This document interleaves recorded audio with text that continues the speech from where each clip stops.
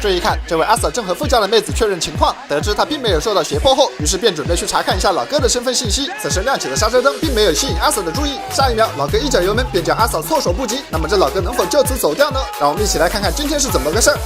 警灯一开，悠哉悠哉，赶快去拿纸，蹲下就开始。欢迎收看《最后的自由》，讲美国老哥最后的自由。现在 ASP 阿肯色州的阿 Sir 一巴拉在巡逻时，发现对面有一辆车在限速60英里的道路上开到了90英里，于是他立刻掉头跟了过来。眼看身后的氛围灯靠近，老哥倒也十分配合，放慢了车速，开始靠边。看得出来，这位老哥还挺有经验，知道直接开溜肯定不是道奇充电器的对手。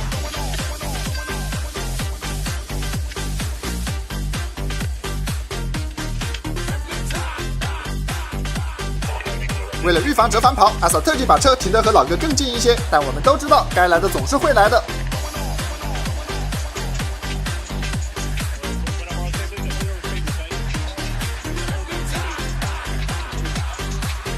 根据阿 Sir 的报告中所说，车里坐了2人，副驾是个皮肤白皙的妹子，主驾是个晒得黢黑的老哥。这样的组合让阿 Sir 觉得有点奇怪，但在交谈当中发现妹子并没有被胁迫。无奈地叹了一口气之后，他决定去查一下老哥的身份信息。此时他并没有察觉亮起的尾灯是老哥在挂档，不过察觉了也没用，毕竟该来的总是会来的。老哥的这一脚油门就意味着他要挑战一下来自 ASP 的道奇充电器。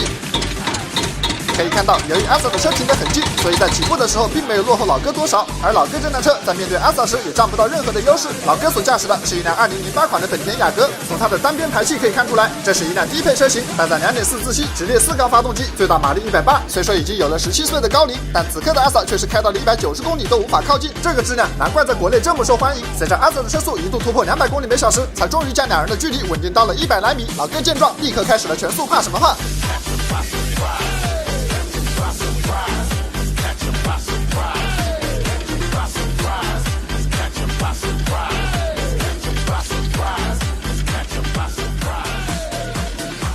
在这个匝道处，老哥并没有选择立刻下高速，动力不行还选择硬刚，看来老哥非常相信自己的技术。看见这一幕，阿 Sir 也怀疑这老哥是不是深藏不露，于是他加快车速，毕竟老哥想看看他会不会出现失误。但看见前方这么窄的路，老哥还能开到160公里的时速，看样子确实是经验丰富。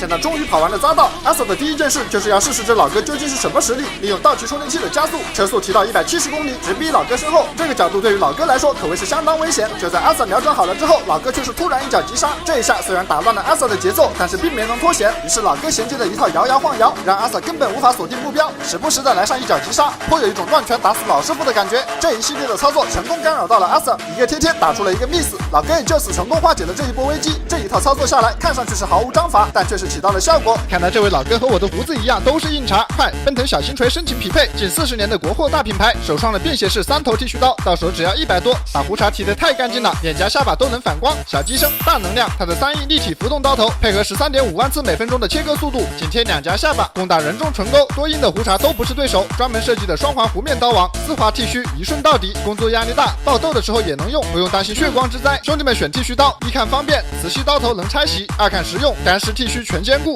；3看颜值，外观高级超有面；4看耐用，自研磨刀头越用越锋利，比阿 Sir 转弯都丝滑。像我平时出差旅行都随身带着，电量足，续航能用1个多月。需要就来评论区领券，保价送运险，自用或者七夕送礼都不错，充就完了。让我们来看一下这老哥的战力表。好，这老哥是一位4星大佬。这个星级在热门大区阿肯色州可是有些不够看，但阿 Sir 才刚准备发动第2次进攻，前方却是出现了一波 NPC， 看来是天助老哥。阿 Sir 只能放慢手上的动作，于是2人又一次开始了直线上的较量。这可是道奇充电器的强项，紧紧咬住老哥，没有丝毫退让。在道奇555开面前，谁来都一样。雷达显示老哥最高时速达到了190公里。如果说这个速度老哥的油门已经踩到了底，那可以说和道奇充电器是完全没法比。单是马力上就少了200匹，8个缸果真是不讲道理。而就在这时，前方出现匝道，老哥依旧没有选择下高速，这让阿 Sir 又一次嗅到了进攻的机会，用190公里的时速靠近老哥，随时准备贴贴。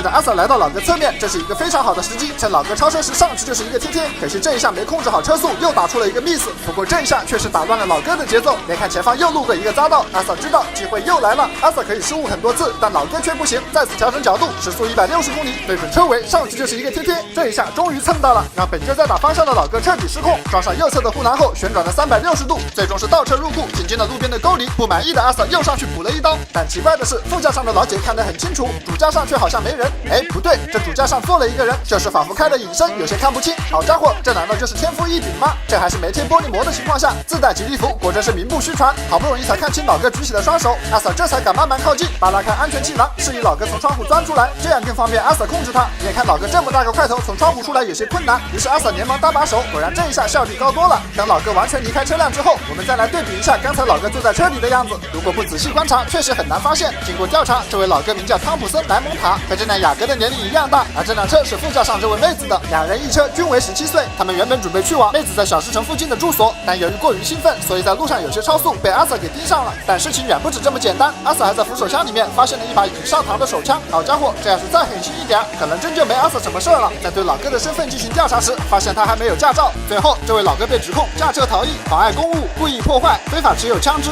鲁莽驾驶、超速、未系安全带、无驾驶执照等多样罪名，而副驾的妹子则被当场释放。好了，本期的节目到这里就结束了。关于本期的内容有什么想说的，欢迎在评论区和大家讨论。再次友情提醒各位，本视频为反面案例，请千万不要模仿。感谢大家的观看，我是最后的自由，我们有缘再会。